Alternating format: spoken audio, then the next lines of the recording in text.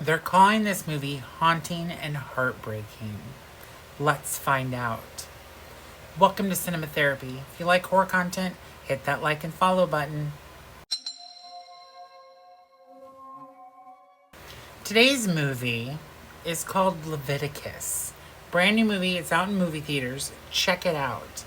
It's a horror movie. It's kind of like, I hate that everybody's comparing it to It Follows, but it is kind of like It Follows. I thought this was better than It Follows, basically.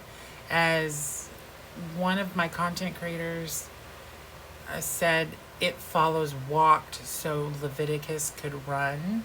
I agree with that statement. This movie is about two boys, teenagers, I believe so, and they are, I'm assuming they're gay. The movie starts out with them roughhousing and doing things that boys do. They break into fucking sheds and buildings and throw rocks and break bottles and just cause mischief, but on their own. They don't bother anybody else, which is the good kind. But anyways, one thing leads to another. They end up making out and filling each other up. But they're just like, let's not talk about this. Let's not say anything. They're like, okay. And then one thing leads to another throughout the movie. The main boy, I believe his name is Joe, or the actor's name is Joe. But the brown-haired kid, I should have wrote down the names of the kids. The brown-haired kid, not the blonde, brown-haired kid comes upon him, the blonde guy, making out with the preacher's son, and pisses him off.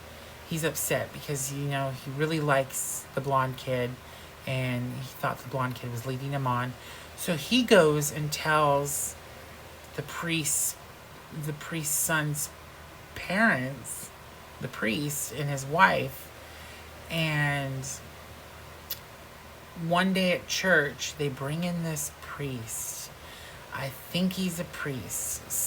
He's something. But he starts speaking in tongue and maybe Spanish, I think it was. But I heard Diablo, I think. Something like that. But it sounded really deep. But anyways, something happens to these boys. They're doing I want to say he's not casting a spell on them, but he's invoking a spirit or a demon or something that possesses the two boys. And they fall to the floor. They have a seizure. And after that, the blonde kid starts seeing things. And so does the preacher's son. Well, the brown-haired kid, he, follows the preacher's son one night to his work, and he dies, basically. Some force kills the priest's son, and the brown-haired kid can't fucking see anything. He doesn't see anything. I've said some great performance, by the way, by this Joe kid. He was in Talk to Me as the kid that got his fucking head smashed in the goddamn table. God, I remember that scene from Talk to Me. But anyways, he was crying in this scene. I thought he did a wonderful job. And nobody believes him that he was killed or this thing killed him. And one thing leads to another, and he ends up coming out as gay.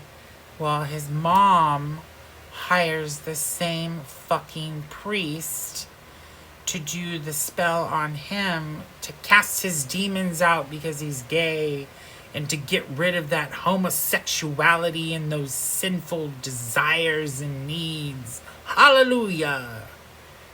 But yeah, so now it's starting to happen to him.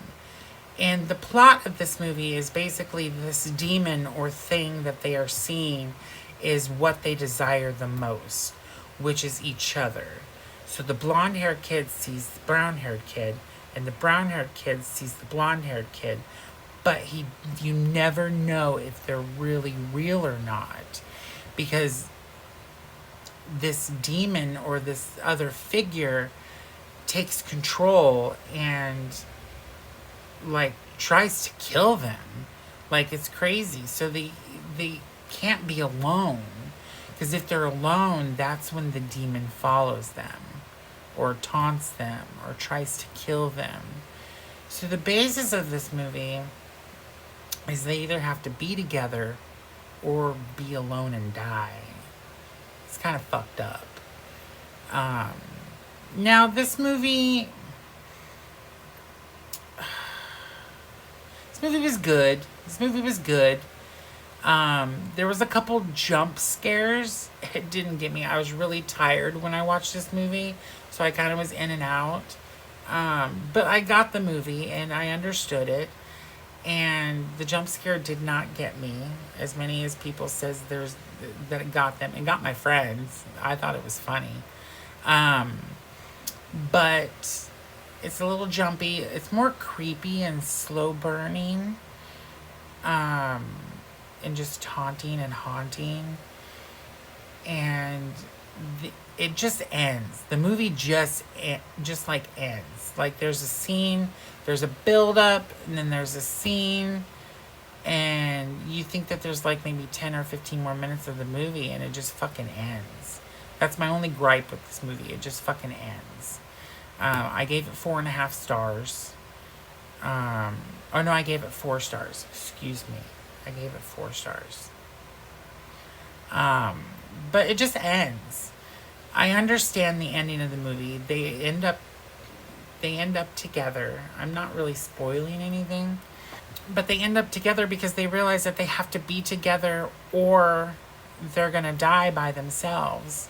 So it's kind of beautiful, I guess.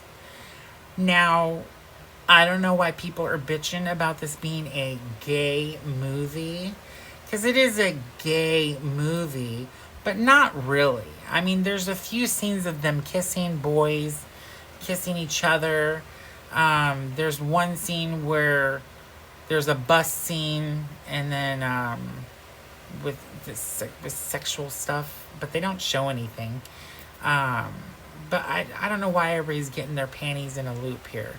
Like, it's not that bad. And yes, I am gay, but it still doesn't matter. It's not that gay. Like, really, if you have a problem watching a movie like this, then obviously you have lots of problems. But definitely go watch this. It's in movie theaters now. I definitely recommend it. It's still quite good. It is haunting and heartbreaking. I mean, it wasn't one of my favorites of the year, but it's still a good horror movie. Go see it. Check it out. Leviticus, in theaters now.